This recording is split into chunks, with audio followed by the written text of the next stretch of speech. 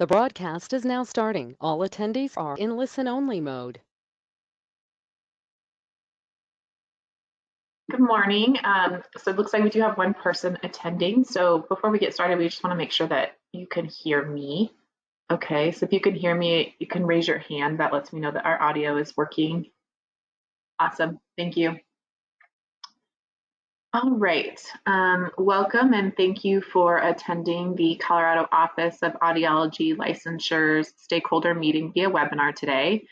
It is March 29th, 2022, and the time is 9:30 a.m. Before we get started, we would like to introduce the staff members from the Division of Professions and Occupations that are present. My name is Darcy Magnus, and I'm a regulatory analyst with the division, and I am the only one facilitating the stakeholder meeting this morning. Due to concerns surrounding COVID-19, the division has transitioned to a platform that is 100% virtual, and we appreciate your flexibility. As you may or may not have attended DORA stakeholder meetings before, we would like to emphasize the importance of your comments today. DORA makes decisions every day that may affect your life and your business, so your input is vital in the rulemaking process. Throughout this process, our goal is to create regulations that clarify and explain legislation, ensure minimum competency to enter and continue to practice, and provide only what is absolutely necessary for consumer protection without creating unnecessary barriers to the marketplace. Your input will be part of the information that goes to the director, as the director considers whether to adopt the proposed revisions to Rule 1.3 in compliance with Section 1220-203 of the Colorado Revised Statutes, which allows licensees the ability to change the status of their license to inactive. This meeting is being recorded and will be posted on the program's website by the close of business on Monday, April 4th. As the stakeholder meeting is held solely by webinar, please raise your hand using the hand icon if you would like to speak, and we will unmute your line so you'll be heard by everyone. Or you can type your comment in the question section and we will read it aloud. Before we start taking comments, we want to ask that anyone providing comments, please state your name and the name of the organization you represent, if any. Feel free to provide either general comments. Hold on one second.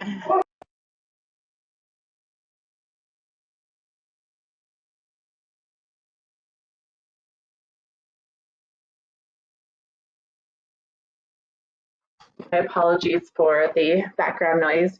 Feel free to provide either general comments on the rule changes or specific comments on the proposed language. Please limit your comments to no more than 3 to 5 minutes and try not to repeat something that was already said. Stating you're in full agreement with someone else works just fine and will be noted. If you are using audio through your computer, please remember to put any phones on vibrate or turn them off. And whether you are using computer or phone audio, try to keep background noises to a minimum when speaking. So at this point in time, I will show the proposed changes on my screen, and then we'll start taking comments if anyone has any.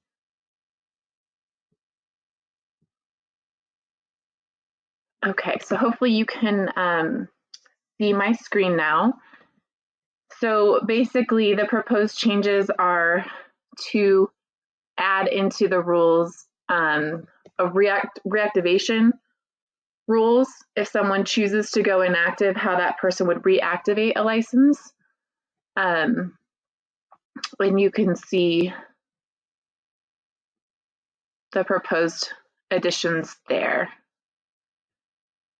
So we did have some questions on the side of the rules as well, posed in comments that we were hoping to get stakeholder feedback about, and we used another director model program as an example for these rules. So if anyone has any comments or questions, now is your opportunity to raise those so we can get feedback from you regarding these proposed additions to the audiology rules.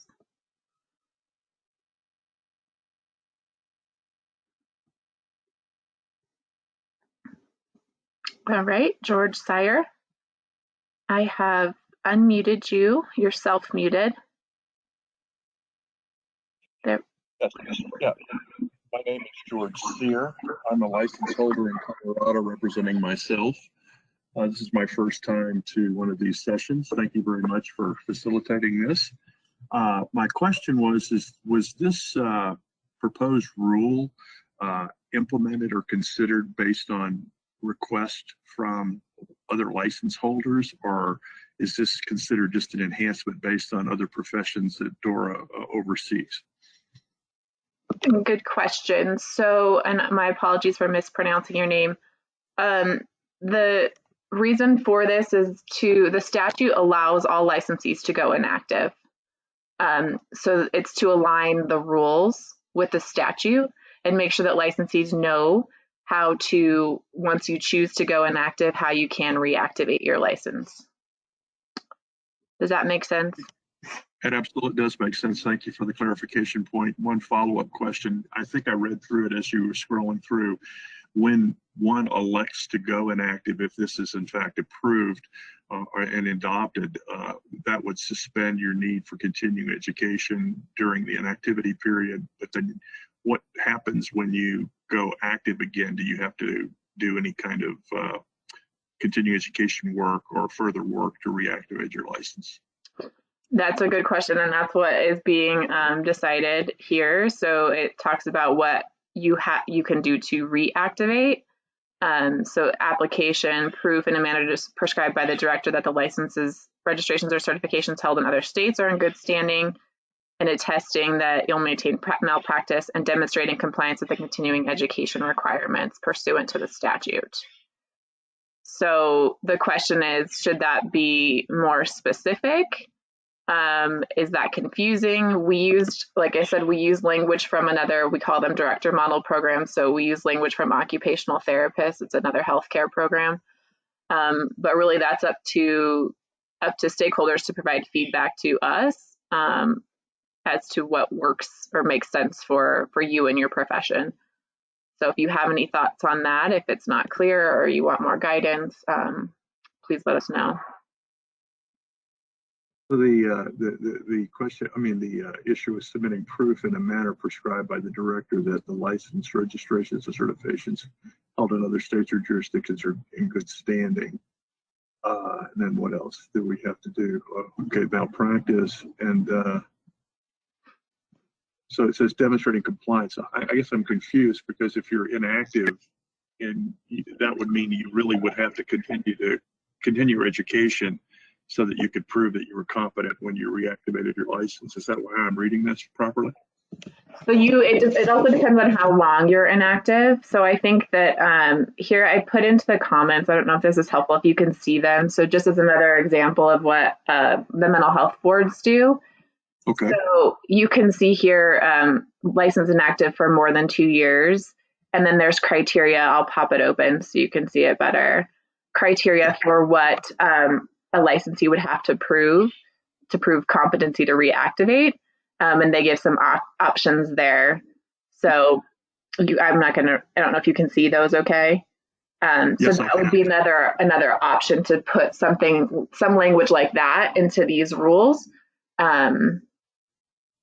So because they give you the option of doing an additional 10 professional development hours as defined in board rule for each year or portion thereof that the license has been inactive. Okay. That sounds reasonable.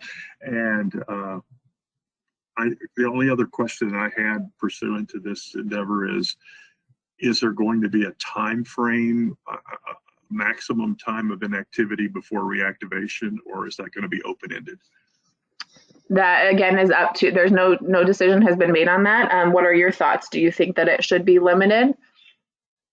Yeah, my belief would be that it's limited. I'm speaking in terms of my experience having been licensed in other states, and also I sat on the licensure board in the state of Texas for 8 years before I moved to Colorado. And we had no inactivity clause in this. You simply had to maintain your license, and if you went active, you had to reapply and go through the whole gyration of being re-credentialed by the licensure board. So this is kind of new to me. I think that if you did it so that did exceed a period of potentially 5 to 10 years, I think that anything beyond that would be a little bit much in my mind. Okay, that's helpful. All right. Anything else? No, I'm surprised. And did I understand you say I'm the only participant that came onto this thing? We had one other person join, yes. Oh, So as excellent. of right now, that you're one of two. So Okay, great. I Thank you. appreciate you hopping on. Thank you.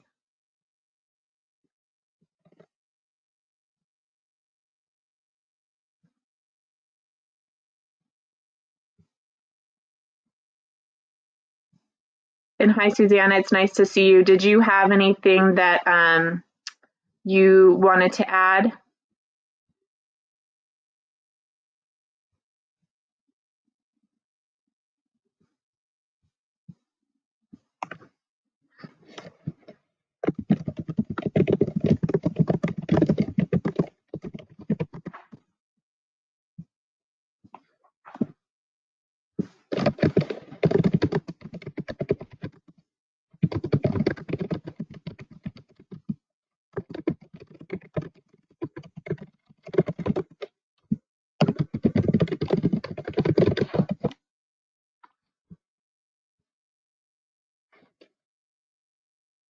Okay.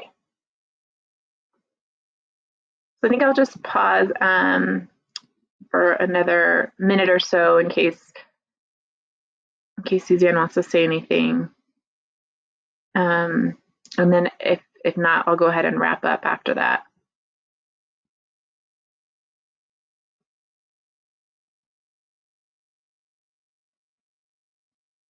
Awesome. Okay, thank you. All righty. So I will go ahead and wrap up. I see you have your hand raised again. You're unmuted on my end, so we should be able to hear you if you wanted to say anything else. I did have one final inquiry. Have you received any written comments? I know that this has been opened, or was this the first opportunity for license holders or stakeholders to comment? So we did, when we sent out the meeting notice for today's meeting, we sent that out on March 11th, and we have not, that I'm aware of. I'm looking in the file right now. I don't see that we've received any written comments. And there have been no comments from the professional organization within the state. There's no position paper or position that the Academy of Audiology has on this. We have not received anything. I'll double check that because we save them in the file and then we do post them on the website as well. I'm not seeing anything saved in the file, but that could mean that maybe we received it in the email and we haven't saved it in the file yet, but I don't believe that we have received any comments. Okay, well, thank you very much for your time. I found this was useful and I appreciate your time. Thank you. Thank you.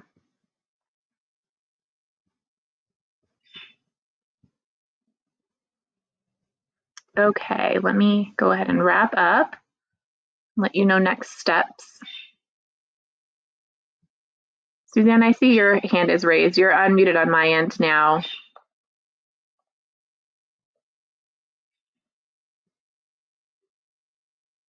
I'm in my car. I hope it doesn't create feedback.